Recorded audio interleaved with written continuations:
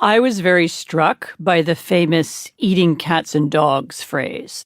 In Springfield, they're eating the dogs, the people that came in. They're eating the cats. They're eating the pets. And everybody laughed at it and they said, ha, ha, ha, that's very funny. And this struck me as an example of people lying in a way, even though everybody knows they're lying. And the purpose of the lie was to demonstrate their power. We can lie. We can do whatever we want. We can say whatever we want about these people, and it doesn't affect us. And the fact that they never retracted it, despite the fact that people in Springfield were up in arms, and everybody who's done any reporting, journalists have been to Springfield, have asked people, are there any dogs or cats being eaten? And people say no.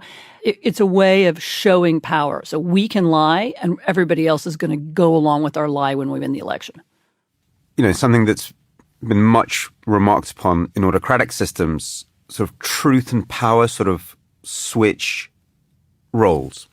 You know, we think of truth challenging power and holding the powerful, you know, by account with the truth.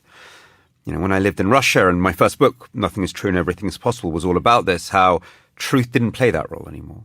Mm-hmm. Truth was about showing your loyalty, showing whose side you're on, and, you know, subservient to power.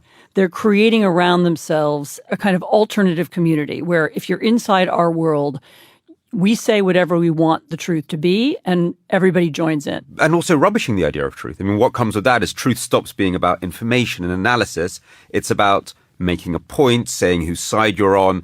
Even the more absurd the lie that you say shows even more, look at my team, look at my team, look whose side I'm on. And Vance was fascinating.